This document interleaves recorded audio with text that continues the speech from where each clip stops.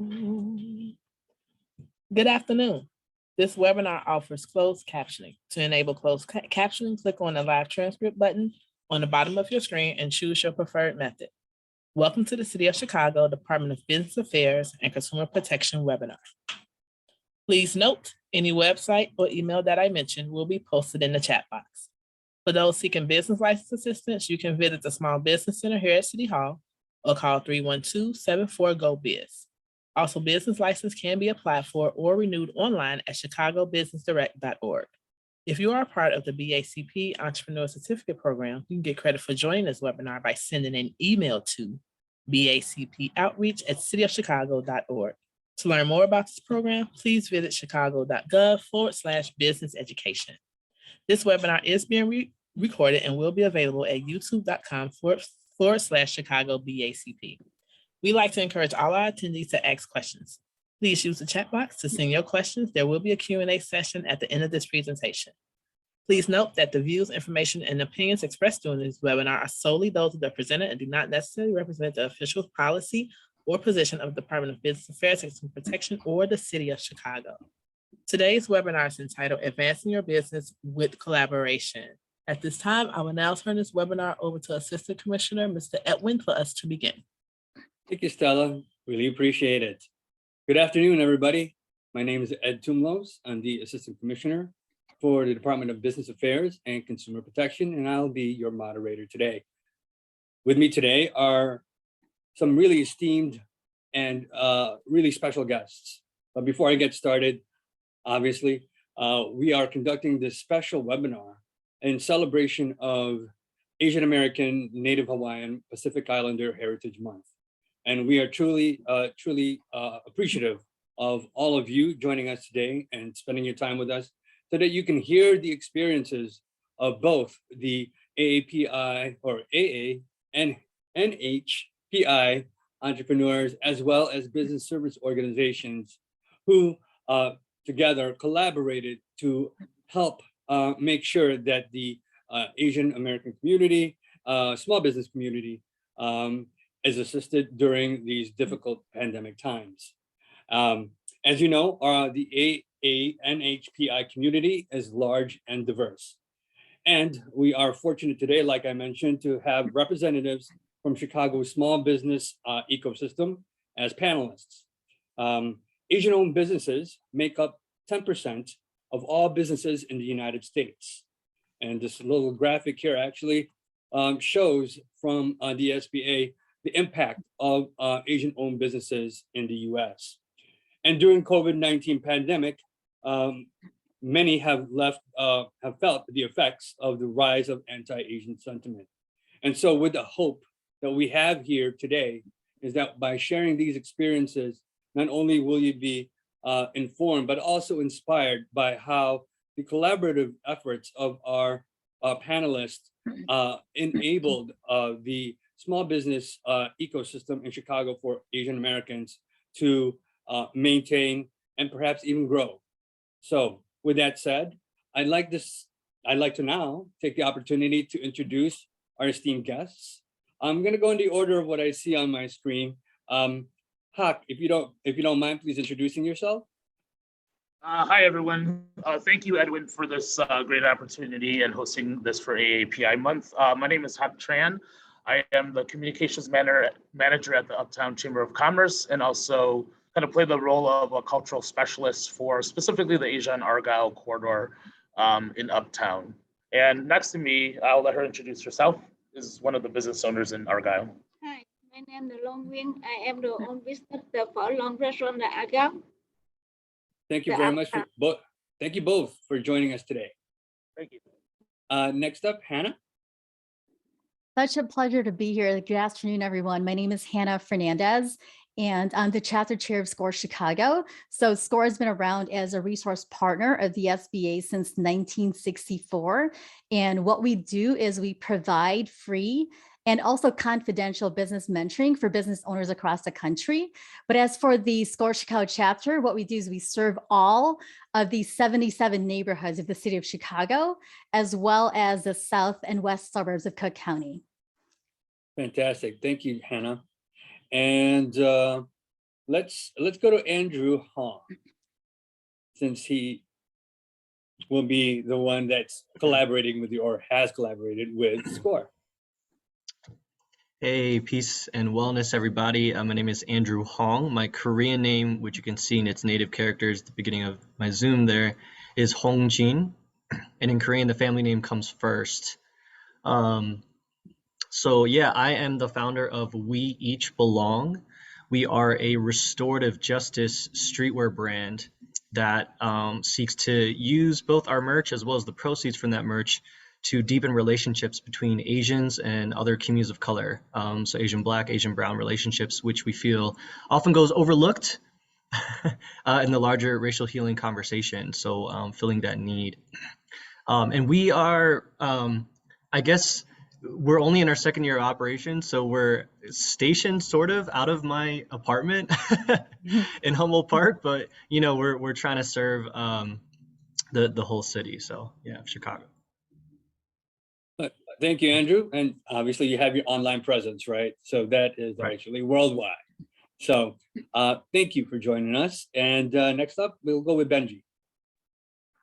Hey everybody, my name is Benji Corpus. I am an economic development organizer at North River Commission and the Albany Park Chamber of Commerce. So here at the Chamber, we serve not only Albany Park, but we also serve Irving Park and North Park.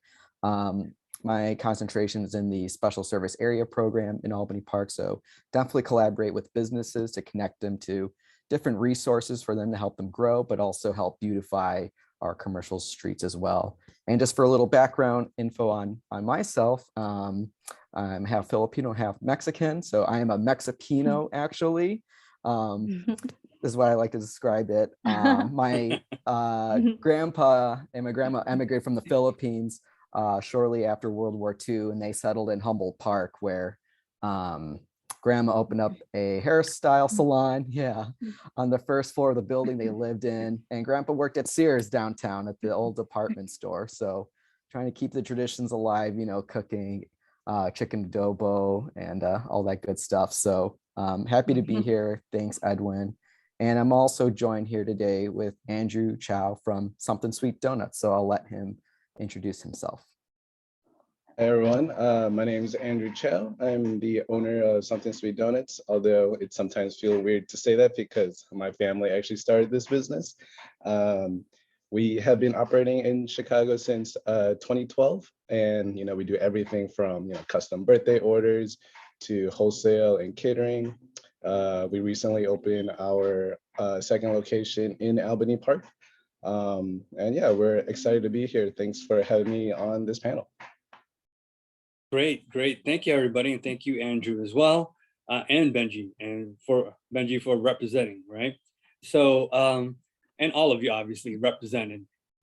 We're truly appreciative. And we're now going to take the time before we do a deeper dive on the collaborative efforts between our business service organizations, as well as our business owners. I'd love to give our business owners an opportunity to share with those who are prospective entrepreneurs and existing business owners to learn some insights with regards to how they started their business and or grow their business, and then perhaps maybe even delve into how you were able to weather the storm, so to speak, during this pandemic. Perhaps maybe ladies first. Should we go up to Luan? So I'm gonna be translating for Luan, but yeah, she can tell me and then I'll translate over. Okay, chị nói cho em. Ok, bây giờ là thứ nhất là cái business license. Nhưng mà chị nói là Trước kia là chị làm nail nè. Sau này là chị đi làm nhà hàng. năm nào? Năm 2015. Okay, so she and her husband previously they were nail techs, and they always had a passion to open a restaurant because there's been food business in their family generations back. So in 2015, they opened their doors to Phut Luan on Argyle Street, which was a lifelong dream of theirs. And through the last 7 years, they've grown their business. It's kind of a really big mainstay on the street, but it doesn't come with challenges. Argyle itself has faced multitudes of construction projects with Shared Street, as well as now the CTA project. But, through this collaboration, like we've, been able to sustain, her business, and it's thriving. Great. Thank you very much for sharing that. How about we go to Andrew Hong? Thanks, Edwin. I think the challenge with me is there's no such thing as a short story for me. I'm also, I'm a former English teacher, which is a lot of actually where the inspiration for We Each Belong came from, but that's a different question, a different story. So I can be like super long-winded, but I guess I'll try to just hit on some key things that come to mind with the question. So I think there were two main questions, right? Like, how did we start? And then also, how did we weather the storm of the pandemic? So both of those things are actually the same for me, because we started in last year. We just had our first anniversary last month. So we started in April 2021. And it actually had its benefits and its setbacks. But I think even before officially registering for like an LLC and getting our like employee, identification number and things like those technical logistical things. I mean, I think really I would say we started making moves way before that by having like tons of one-on-ones. I mean, like we talk about collaboration. Thank you. We talk about collaboration, right? That's part of the theme of this. And so I think relationships is just so important, and tapping into, like, I like to think of myself as a fairly intelligent person, fairly creative person. And I try to channel those gifts in a really constructive, meaningful, positive way that can bring wellness to other people. But, I have my own limitations. And so tapping into the wisdoms of other people around me, I mean, I either got so many new perspectives and ideas that I never would have thought of myself, or I had ideas that I did think of, but were further affirmed, right, or clarified. So it's so important. I mean, over the summer of 2019, I must have had, in the span of like 4 months, I must have had over like 70 one-on-ones. Like I was having 4 one-on-ones every week. Both with people that were already in my networks whose opinions I just trusted and really wanted their feedback, or people that I knew were aligned with the type of work that I wanted to do and wanted to connect with. And so meeting them for the first time and shooting my shot, so to speak, like sending random cold emails, like, hey, my name is Andrew and this is like my vision. You have no idea who I am, right? But really, really trusting the merit of what I was trying to do, that it wasn't just merch, which I take pride in. We take pride in like the quality of the garments that we select, in the quality of our print, in the designs and the messaging and the theme of those designs.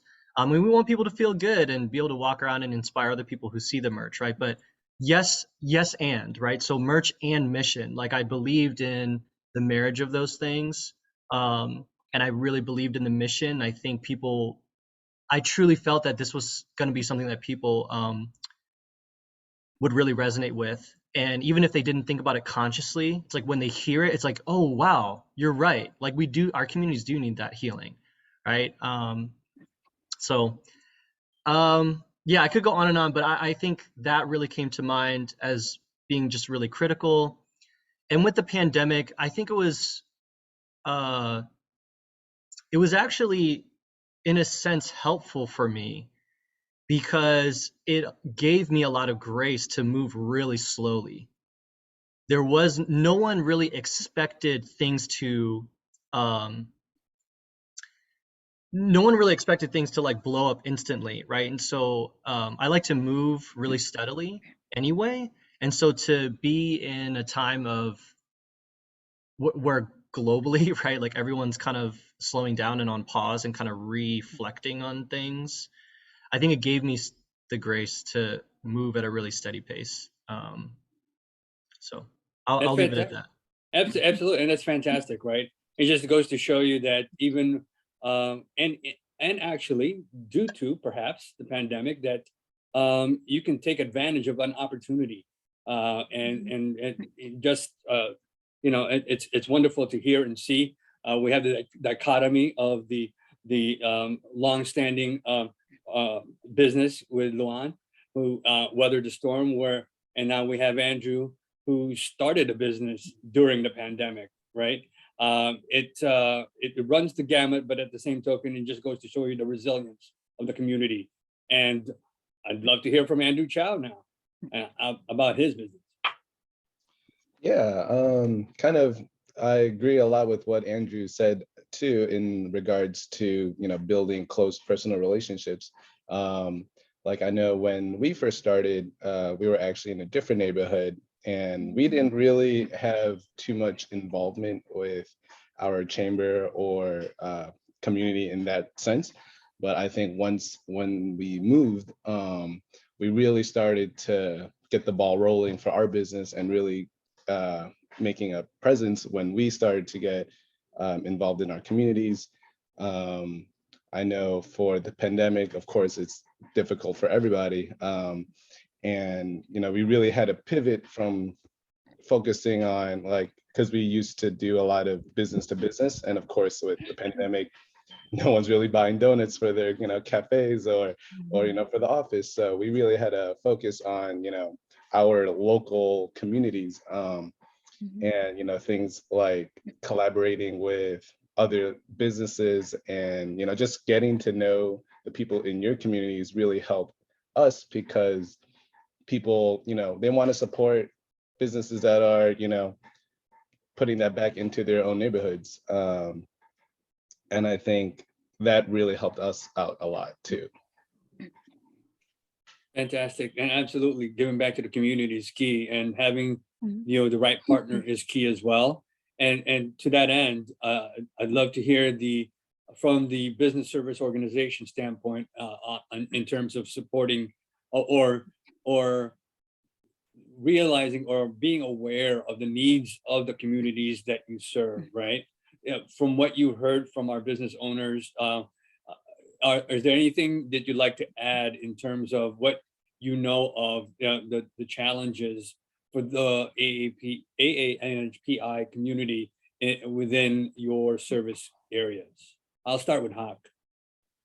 Yeah, I think the Asian and Argyle corridor specifically is multi-generational, right? I think since the late 70s to early 80s, that's kind of when the community started to develop. So you still have a lot of business owners that are that face language barriers, cultural barriers, and access barriers to a lot of BACP and other types of grants, paperwork. There's not much stuff translated into Vietnamese in the city. So I think being able to provide the language interpretation and translation services is super critical to the access to the benefits that they may qualify for. So I think during the pandemic specifically, and even moving forward before and after, having that cultural liaison that speaks the language really is critical to a lot of our businesses on Argyle. Fantastic, thank you, Hawk. I'm going to skip over to Benji, because with Hannah, your coverage is citywide, right?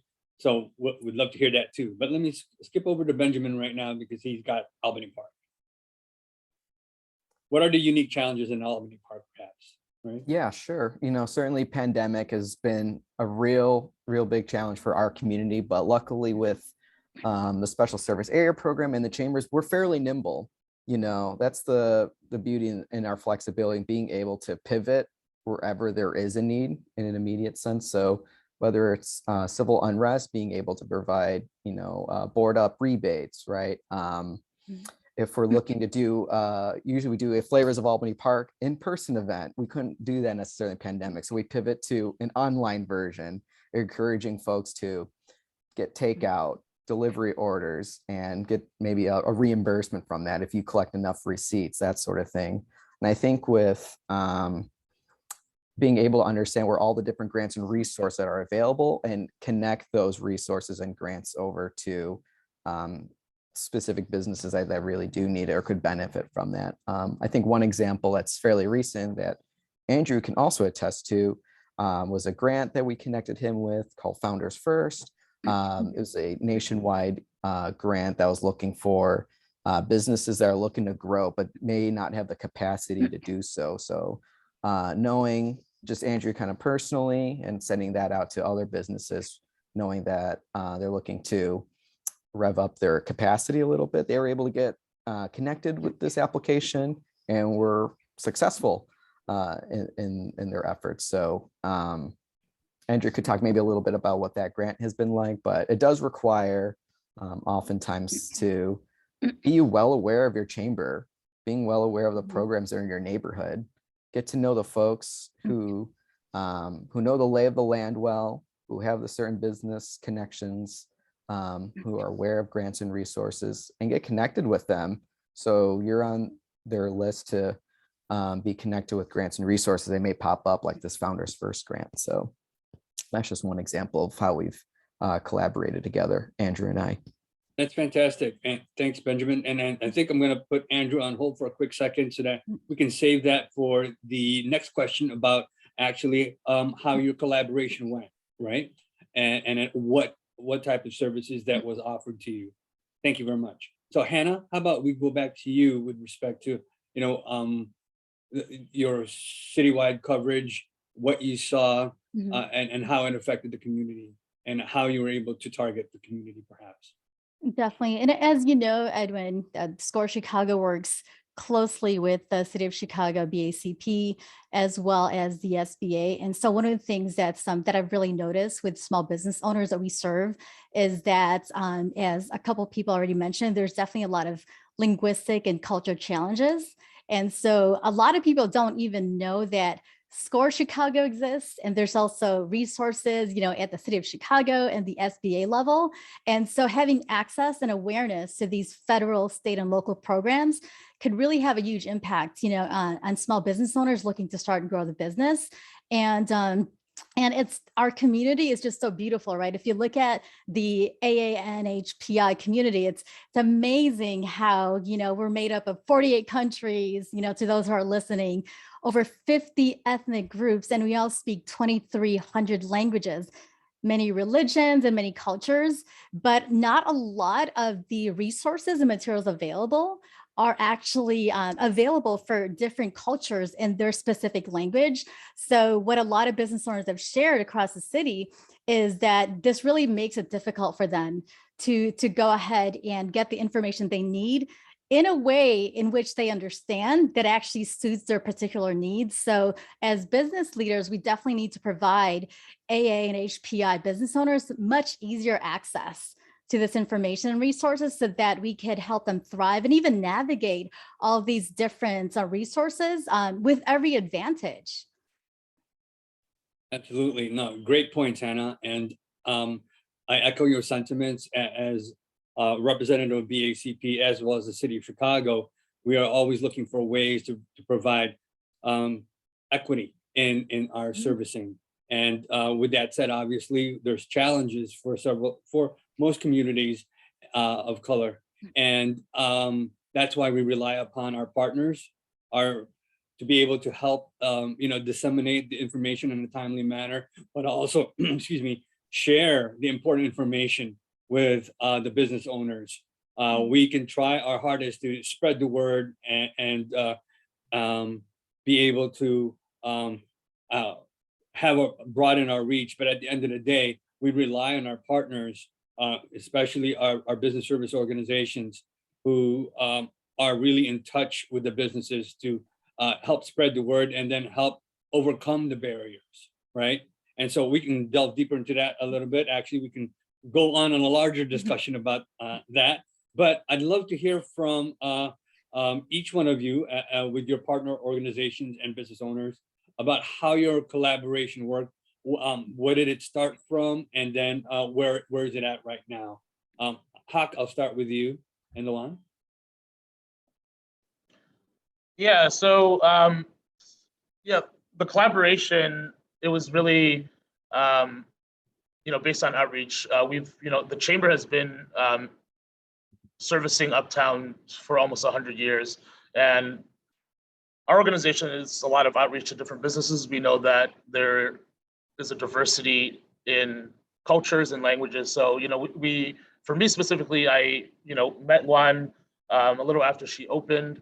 They joined the chamber, offered, information about all the programming that we offer to, small local businesses here in Uptown. But specifically during the pandemic, I think that became, a lot more basically put on the forefront because number one, the challenges I think that Juan and many businesses on Argyle specifically face is not only COVID-19, all businesses had those challenges, but also the link to like AAPI hate that was linked to the pandemic itself. So it's two-tier challenges that they face. And being able to kind of represent, and like what Hannah said earlier, like having access and knowledge is power. So like for her, even like, when I came in and helped her with explaining a lot of the opportunities that were available to her business, she shared it within her network beyond Argyle. Other businesses that her friends own, throughout the city of Chicago benefit from this because of that knowledge and that access. So I think that's kind of the baseline of collaboration is really, sharing that knowledge and understanding, what is available to you and taking advantage of it. Fantastic, Hawk. And that's always the challenge, right? We try to arm our business owners with knowledge as best as we can. And so again, through this partnership, it's fruitful not only to the direct recipient of your collaboration, but also to their fellow network, right? It helps spread the word that there's a resource and it's available for them free of charge, right? And had I also, as a former business owner myself, had known that, I perhaps would still be in business, right?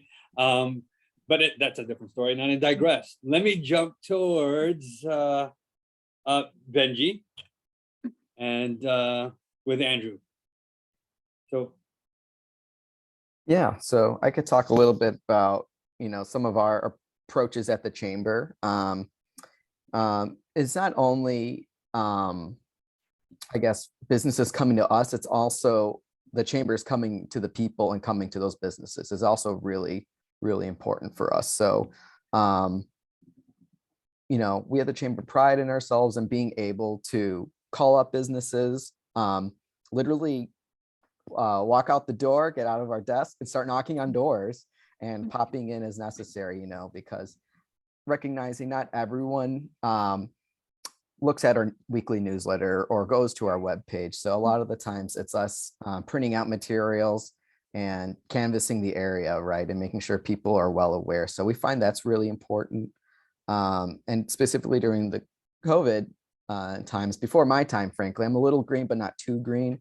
The website for us just became a resource bastion for really up-to-date week-to-week information on grants and other things that were available. And, a lot of the times we ended up referring other businesses to lending institutions that would help them with their PPP or the EIDL loans too, right? So there were a lot of collaboration there as well. And I guess I would recommend to all of the attendees in the audience, all the small businesses, I'd highly recommend them getting acclimated or acquainted with their local chamber, follow them on social media, follow them on their newsletter, so you can receive the most up-to-date information. And of course, follow BACP as well, because they're always sending out important information to the masses as well. So I did mention the Founders First grant with Andrew, and that's something that I connected him with. And I think he could talk a little bit about what the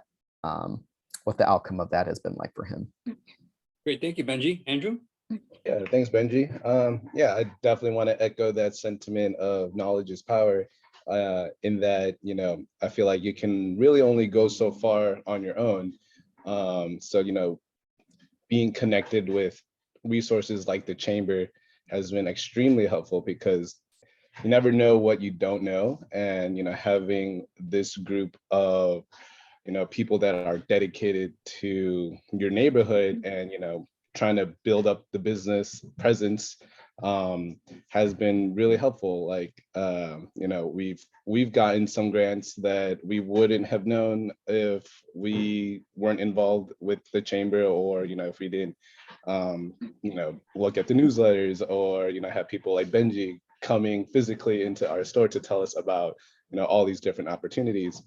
And I think, for me as a small business owner, one of the challenges that I faced early on was just feeling overwhelmed with all these things that, whether it's like legal stuff or, financial things, having a resource where you can like turn to, where they can point you in the right direction, has been really helpful in, kind of guiding you through that, through those challenges.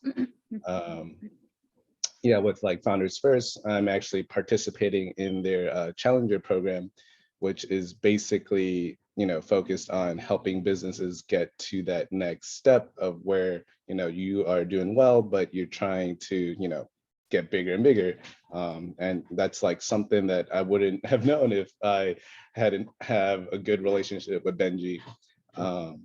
Yeah, like all these, I can't express enough like how important having these personal relationships with other business owners or other organizations like the chamber, it's immensely helpful.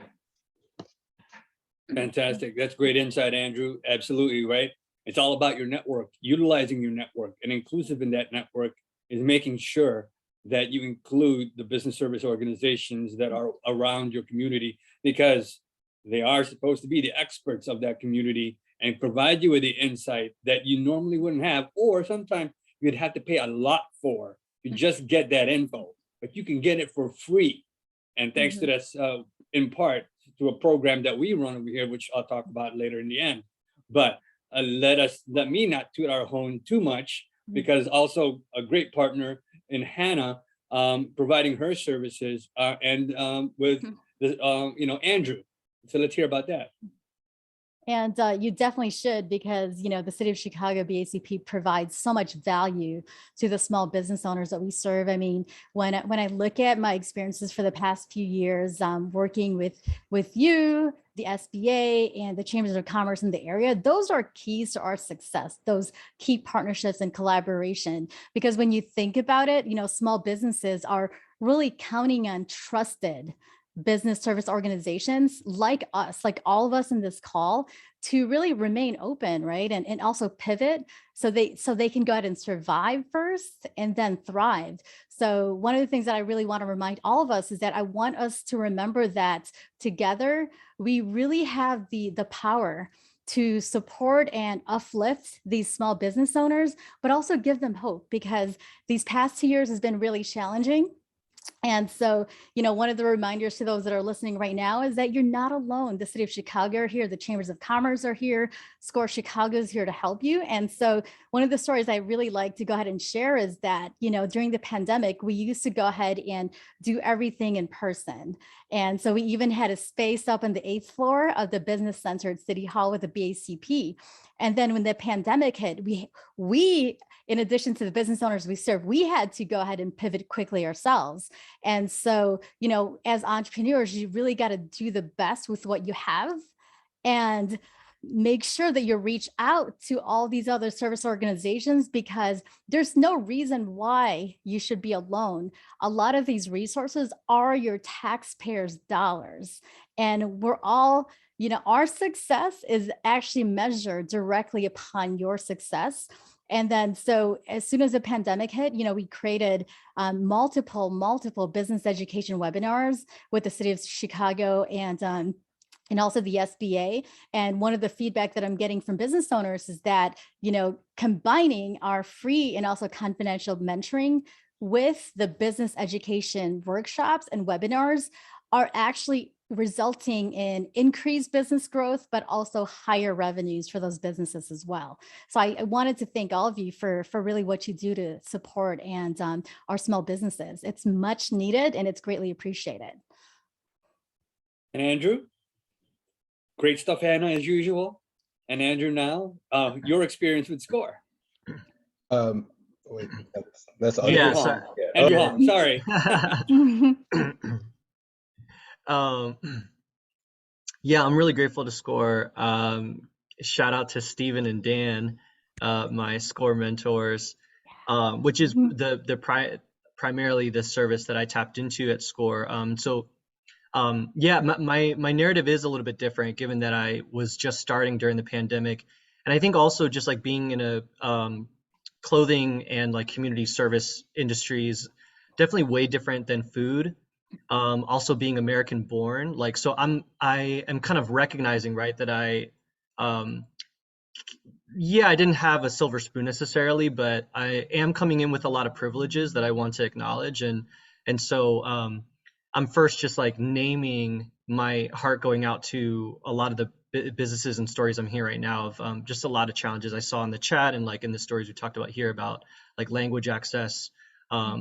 And so being grateful that I have that privilege and I didn't face a lot of those same challenges and trying to create some heart space to just hold the challenges that a lot of other Asian businesses faced during the pandemic.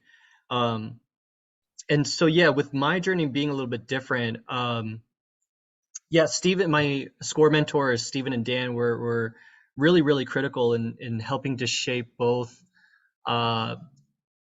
clarity in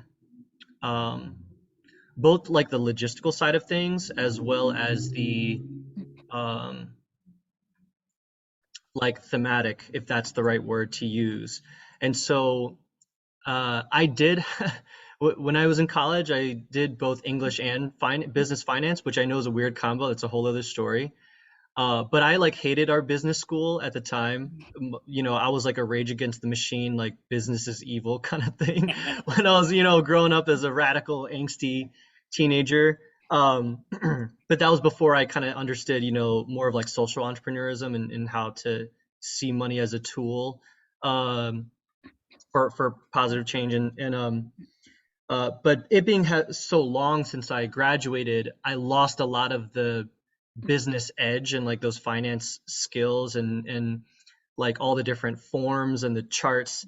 And so on that logistical side, Stephen and Dan, were able to provide like incredibly helpful pre-laid out templates of different ways I could track my cash flow, my income, and just like how to map out my business operation strategies, right, and my target audience, things, all those things that I just didn't have the bandwidth to think of on my own, right? Like I'm thinking about primarily my mission. I'm thinking about primarily my designs. And so to free up my brain space, to free up my my energy and capacity to be able to focus more on those things, because I was able to have a lot of those logistical things clarified for me so easily and conveniently. It was really, really critical. And also again on the thematic side, just being able to, it was so nourishing and energizing that Stephen and Dan were so interested in me as a person and what the mission was. As two like older white men, and like we had this conversation explicitly, right? Like they understood their positionality, but they approached it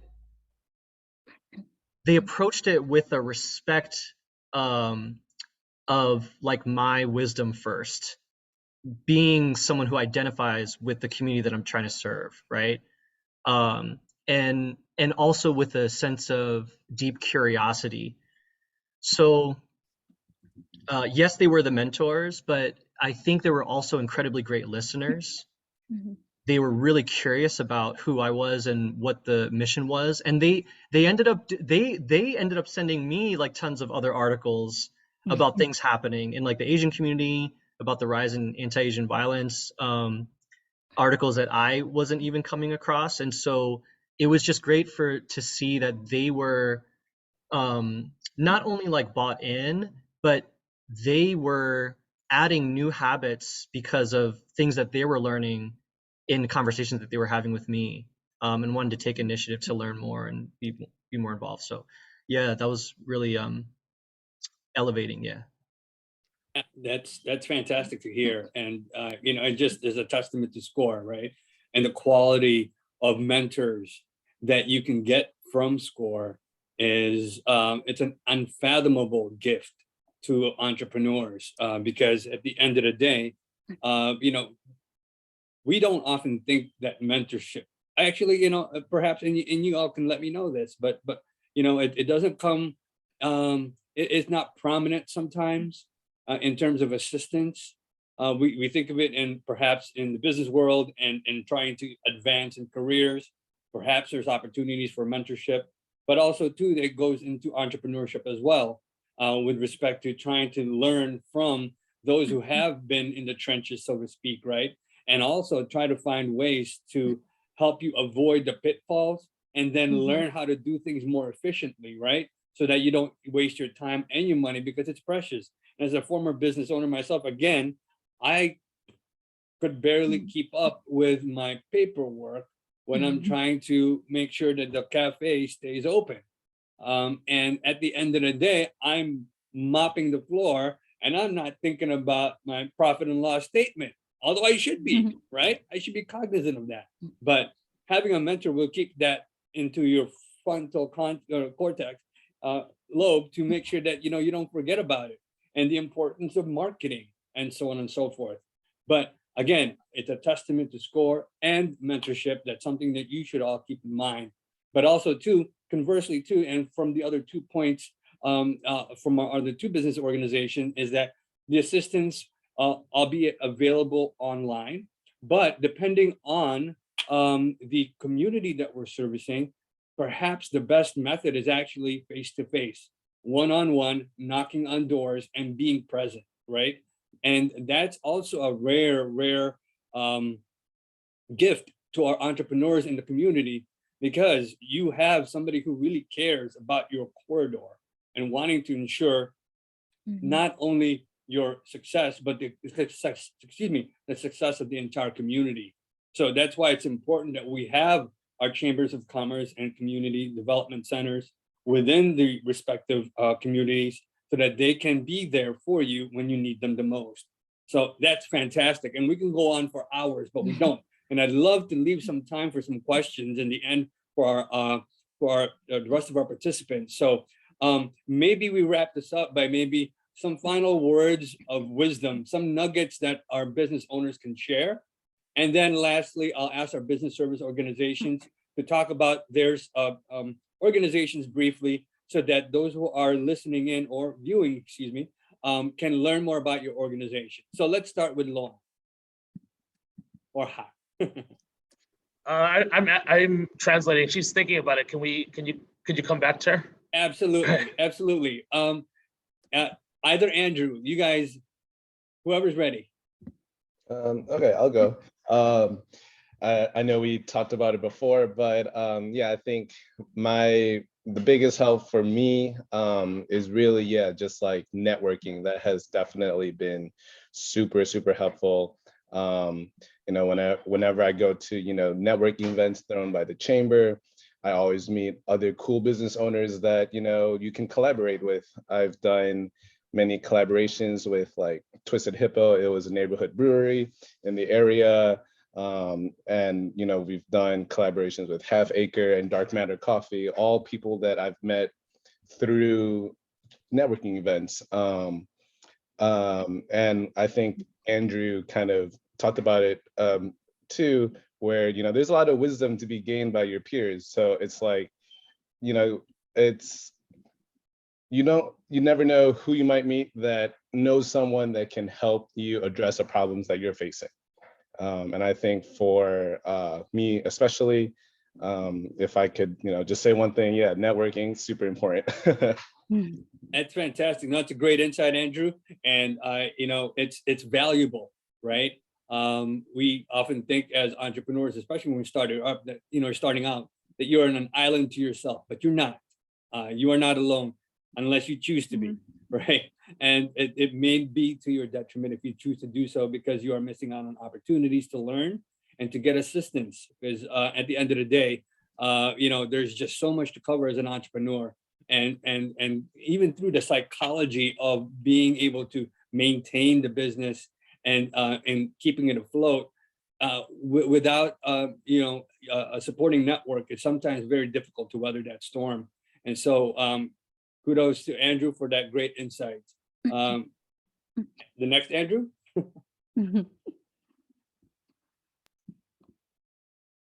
Yeah, that I'll just reinforce that same thing. Although I may use a different word than networking, right? I think networking is like the square, right? But the larger rectangle, right? The larger umbrella is just relationships, right? And so not just there being a utility to the connections, but really caring and loving on and celebrating, right, the gifts of the people around us, even if it doesn't have a direct impact on our business. And remembering that that's really like the primary goals, is, at least for me, is to like have deeper connections, right? And I think I'm deeply involved, even though I have a business now.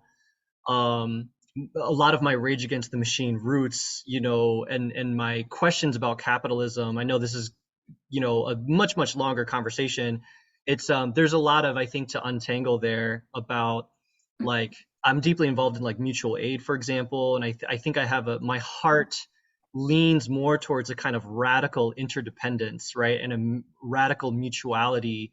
But for now, you know, we kind of participate in capitalism, and I think those relationships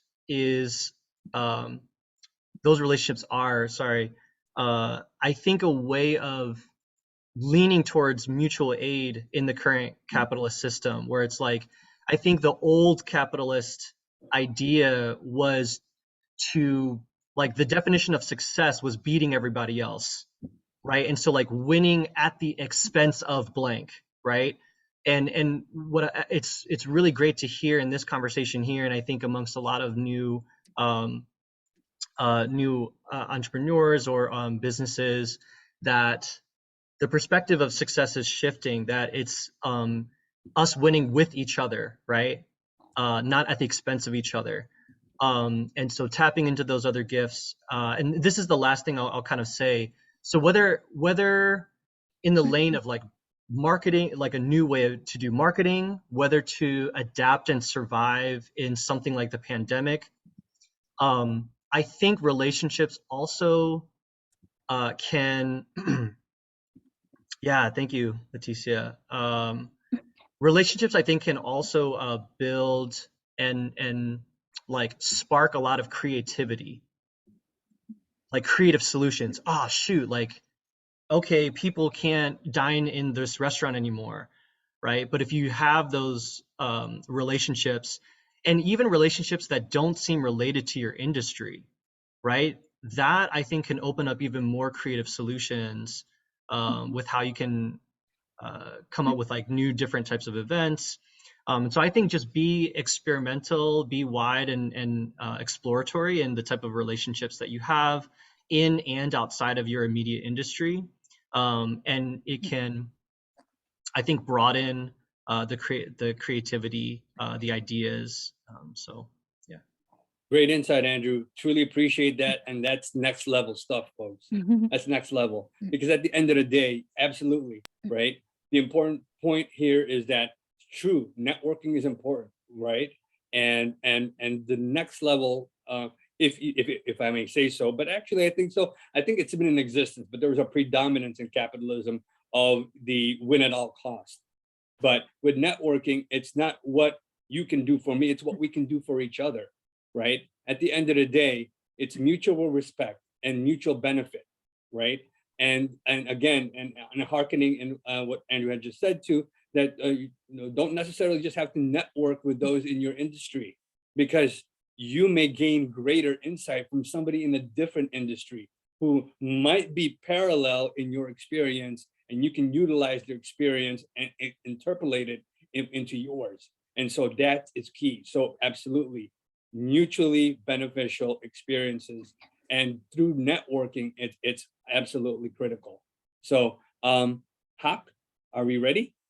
Yeah, she just wanted to share that for her it was very personal, because like this is kind of her family's passion to open a small business. It's their livelihood. And just to reiterate what she said was about what everyone's saying here is about collaboration and cooperation and building real genuine relationships with business owners.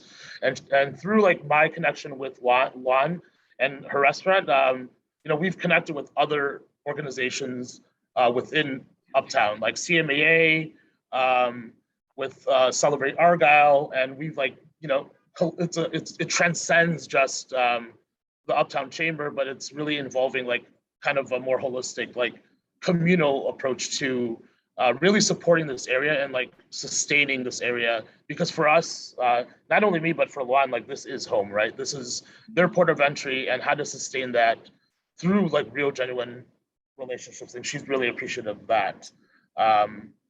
And yeah, I think that's kind of a real key takeaway from all of this. It's build those relationships and things go from there. Great fruition will come from that. Fantastic. No, absolutely right. And sometimes businesses start with family, and support comes from family. By all means, that's how I started mine, because I could not get a small business loan, and startups, and especially in the restaurant industry, barely get any funding. And so micro and nano businesses are in dire need of support, and we're looking for ways to find that support. And I believe there are new vehicles that are starting to come up to be able to provide the support that's much needed and much targeted. So we're going to talk more about, and we're running out of time. So, but we're going to talk about resources that you can go to and find these information, so that you can be better armed as entrepreneurs on where to find it. But now let me give a shout out to our agencies. And if you could please briefly talk about your respective agencies, and so that the folks that are in this can learn more about you. Let's start with Benji. Yeah, I'll be brief, but I'll say from North River Commission, which means we do a lot of work. So we're not only in economic development, but we also do all sorts of housing and environment, education type of programming. So, therefore, we have a lot of connections to the local civic groups and to schools and all sorts of things that could actually help businesses grow too. Get connected to those institutions and your local residents. That could be a good base of your market, right? So we're based here in Albany Park. We also manage the Chicago Business Center, one of 8 within the city. So we also assist businesses and folks with licensing, permitting, access to capital, those sort of needs. And we do in-person B2B events, like Andrew mentioned. We kind of keep them fun. We try to keep them light, fun, and that they're centered around food a lot of the time, specific types. Last time was at a mezcal, kind of tequila type of tasting. So who doesn't like that, right? But you can find our information over at northrivercommission.org. And we're inclusive. So even if you're not on the northwest side of Chicago, feel free to reach out to one of our staff members. We'd be happy to help you in any way. Great. Thank you, Benji. Hannah? So at SCORE Chicago, we offer free and also confidential business mentoring, as well as business education workshops and webinars. So all of you that are listening, whether you're a new entrepreneur or even if you've been in business for a long time, our SCORE mentors could really help you start, grow, and scale your businesses. And wanted to go ahead and let you know that, a lot of the mentors at SCORE Chicago. So Edwin, you were spot on when you mentioned the power of mentoring. And Andrew, I loved hearing your impactful experience with our SCORE Chicago mentors, Stephen and Dan. I have a lot of respect for them because there's a lot of mentors at SCORE Chicago where many of our mentors are former CEOs, CFOs of their organizations, and many of them have also started multiple multi-million-dollar businesses. And the reason why they volunteer with us is that they do want to make this difference, right? Because as mentors, it is so gratifying to see a business owner's eyes light up when they suddenly get it. There's that light bulb, and it could be a solution to some challenging problem, or just a new insight that to an opportunity they've never even thought about before. So really for us, mentoring really allows us to make this tangible difference. And, we love being a part of the business owner's journey and transforming their business, but also changing lives. That's what really drives us. So please stay connected with us, chicago.score.org, as well as the City of Chicago and the SBA, because we're in the process of creating more webinars together. Fantastic. Thank you, Hannah. And yes, I believe some of you already noted your contact information in the chat. Please, for those who haven't done it yet and wish to share your contact information, please do so.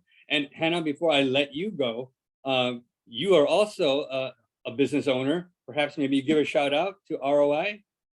Thank you so much. That's actually how you and I met years ago initially, because I was part of the Business Leadership Council that you and the mayor launched, Edwin. So that was our first interaction. So thank you so much for the shout out. Absolutely. Thank you. And Hawk. I'll be very brief. Yeah, so I'm the communications manager at, it's a two-pronged organization, Uptown United, that focuses more on economic community development, and the Uptown Chamber. Also, there's the SSA that does a lot of beautification. We host a lot of different events. Uptown's a pretty big neighborhood, not just Asia and Argyle. So there's multiple events throughout the year. Upcoming events is Uptown Arts Week coming up this June 1st to 5th. So check that out. And also we have the Uptown Business Center. So if anyone who is thinking about opening businesses in Uptown or needs consultation, Heather Sanger, my colleague, is leading that effort. So we do a multitude of things similar to North Riverside Commission, but specifically Uptown as well. So exploreuptown.org is our website. Great, thank you, Hawk. So before I let everybody go, or actually open it up for some quick questions, I'd like to talk about the two programs that our small business advocacy team, which is what I'm part of, we oversee the Neighborhood Business Development Centers program.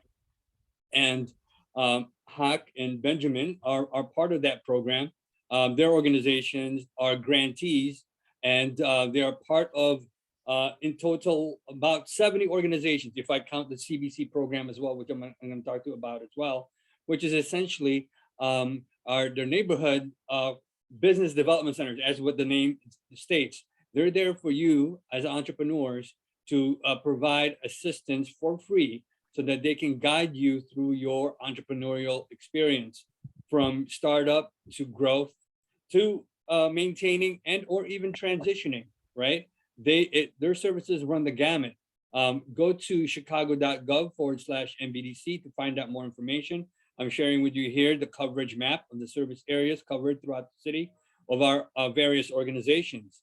And as was mentioned, as Benji had mentioned, they're part of also the Chicago Business Centers program, which has a broader reach. Actually, Uptown is as well, Hawk. Sorry. So both organizations are part of the CBC program because they have a broader reach.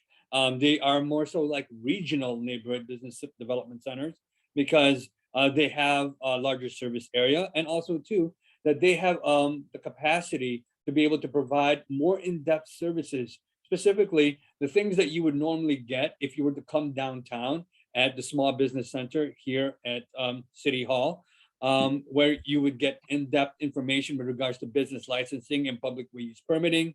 And then also conversely too, have, as Hannah had mentioned, when pre-pandemic, we had nonprofit partners who can guide you to provide you with different types of services, from putting together your business plan to helping you obtain capital, or helping you register your business. What should I be? It should be a sole proprietor, an LLC, a corporation, what have you, right? We had the tools here, but what we wanted to do is to help remove the barrier, especially for those historically underserved areas where it's difficult to, transportation becomes a barrier. We help remove that by putting these CBCs out in the communities. So you can go to them and get the assistance you would normally get when you come down to the small business center. So our hope is that we remove as many barriers as we can for entrepreneurship, so that you can do the thing that you do, right? We want you to focus on your specialty, your business, and let us worry about the administrative functionality, and then let you run wild and hopefully reach for the stars. So with that said, I'd love to open the floor up. I know there were some questions or perhaps comments in the chat, and very supportive ones. Thank you very much. There's so many comments there. If anybody wants to remove themselves out of mute and ask a question, please feel free.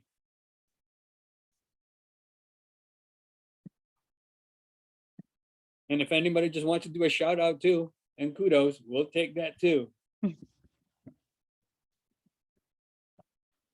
Unless Stella, let me know if folks are unable to unmute themselves, then I'll let them know that as well. Sorry about that.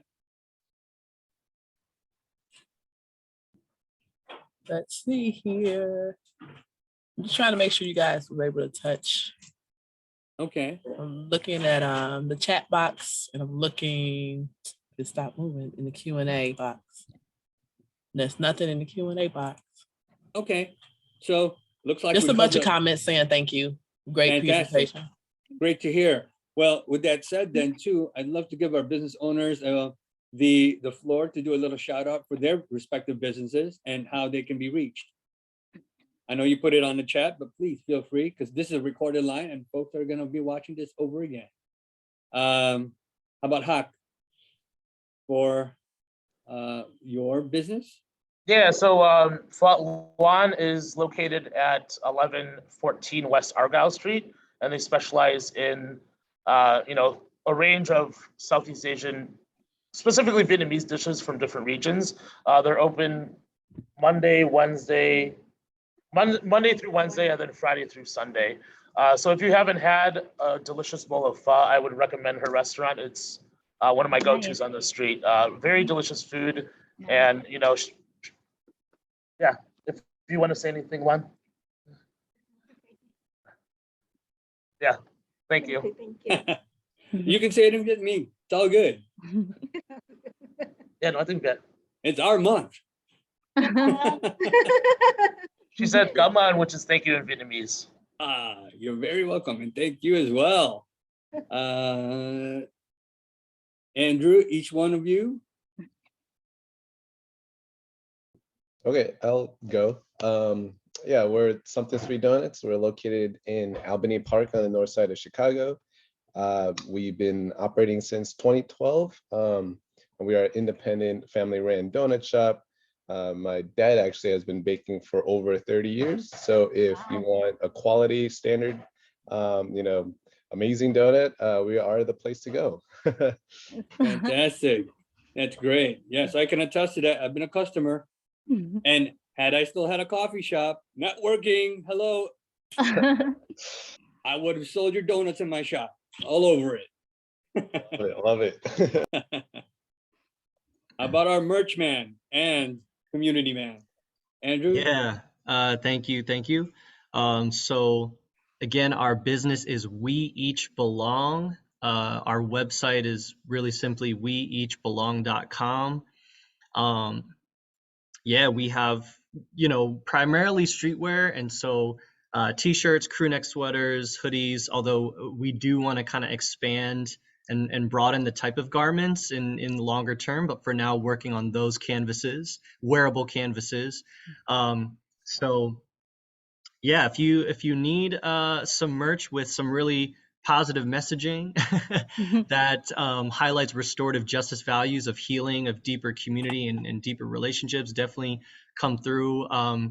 And or if you're interested in the circle work that we do, so whether you're interested in the merch or not, the merch does help to fund our work to hold circle and circle training, which is where the deeper relationships are built between Asians and other communities of color. So if you're not familiar with circle, if you're curious about what type of space that is, it's different than just coming together for like a meeting, right? It's a more intentional space rooted in indigenous values and indigenous practices of deeper community building and relationship.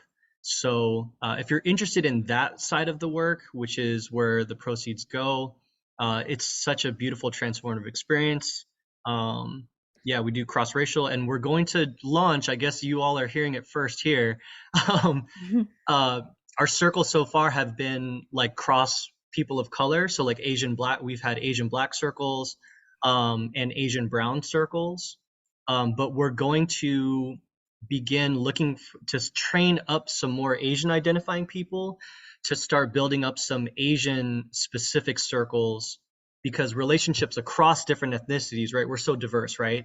So like Hmong, Cambodian, Vietnamese, Sri Lankan, our relationships are also distant, right? For in the kind of like larger sense, right? And so I think there's relationships that need to be built there too. So if you want to learn more, get involved, sit in circle, or consider being trained and help grow those spaces, definitely tap in. There's a tab in our website, or you can reach out to me in that email there in the chat.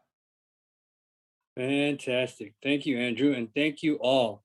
So if we don't have any more questions or comments, I think then Andrew has a question Oh. in the chat oh, sorry. from someone's asking Andrew if he helps with development. Oh, I'm not sure. Apologies if I'm mispronouncing McQuell Wilson. I don't know if they can come off mute and clarify. I'm not sure what they may mean. Okay, great, McQuell. Are you able to come off mute and clarify? I would love to answer your question, but I'm not sure what you mean. Development as in like raising money? Edwin, have them raise their hand so I can unmute them. Oh, Okay. okay. Yeah, so folks who wants to be unmuted, please raise your hand. Okay, go ahead.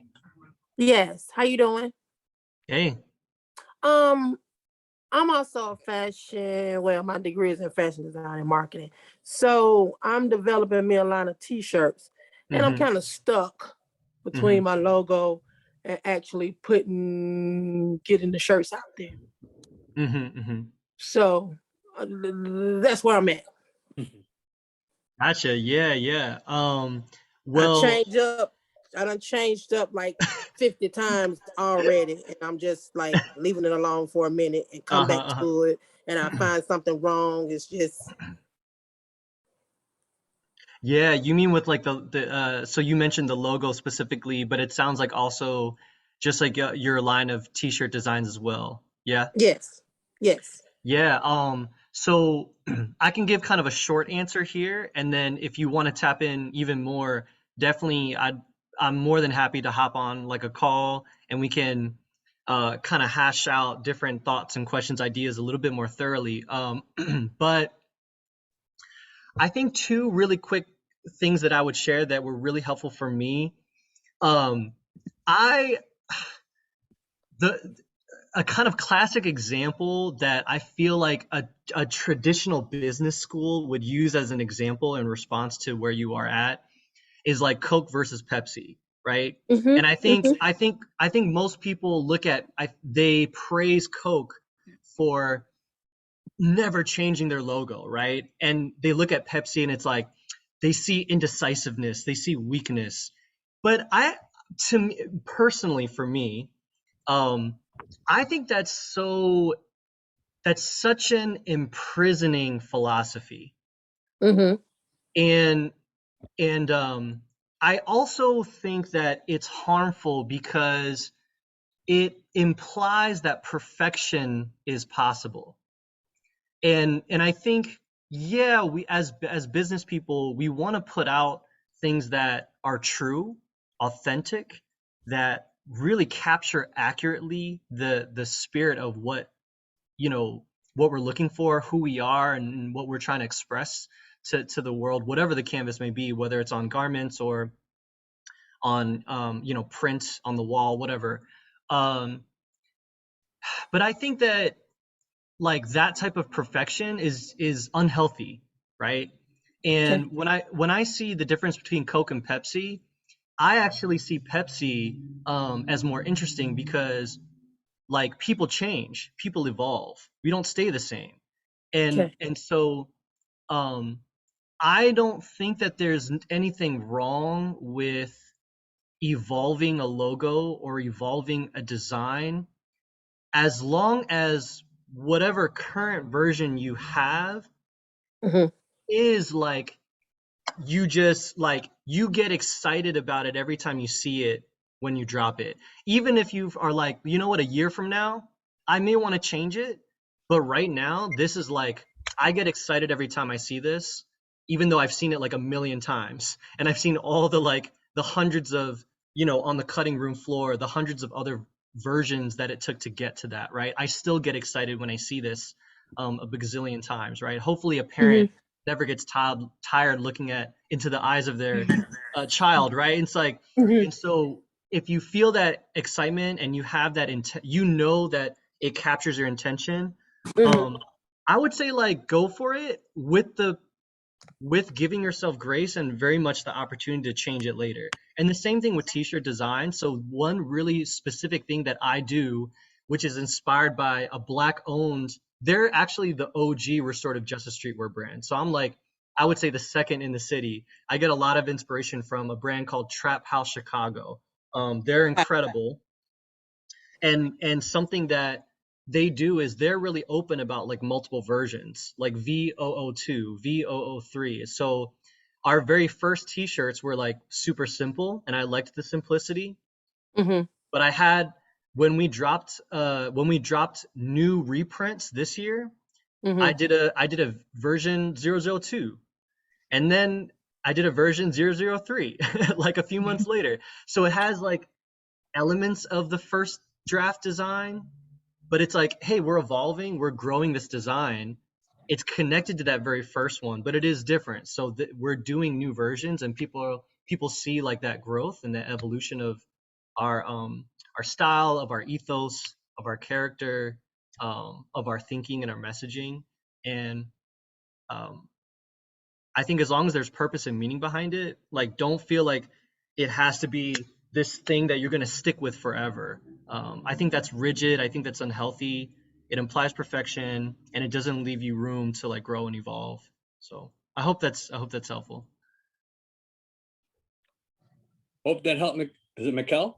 Hope that was great for you. I think that insight there is that, you know, let's not be trapped into perfectionism. And at the end of the day, you know, you do got to get a product out there. So decide and roll with it, but know that you can always have version 2, version 3, version 4. You're not trapped, but at least you're out there and get your product out. So, but it sounds like you can use some more conversations with Andrew, so feel free to connect. And also too, eventually, once you want to formalize your business, have a consultation with the mentors at SCORE. And if you happen to be within the Uptown or Albany Park areas, you know who to reach to now as well. Hope that helped. Anybody else? Please raise your hand if you have a question for anyone on our panelists.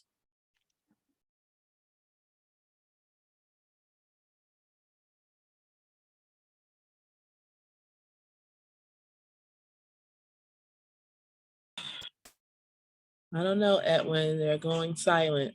They're going silent? All right, then.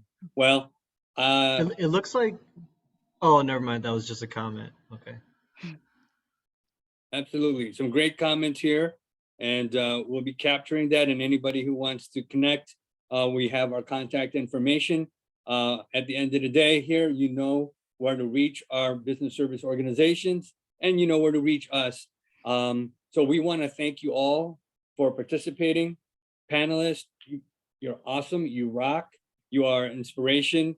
Keep rocking. And we are always here as BACP to support. Feel free to reach out anytime.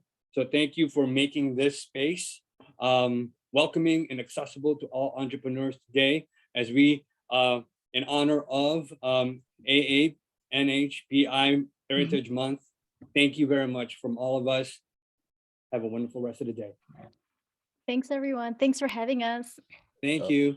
Thank Stay you to well. all our panelists. To receive credit for today's webinar, please send an email to bacpoutreach@cityofchicago.org. Thank you. Take care. Everyone. Bye, Bye, everybody. Bye, Bye. everybody.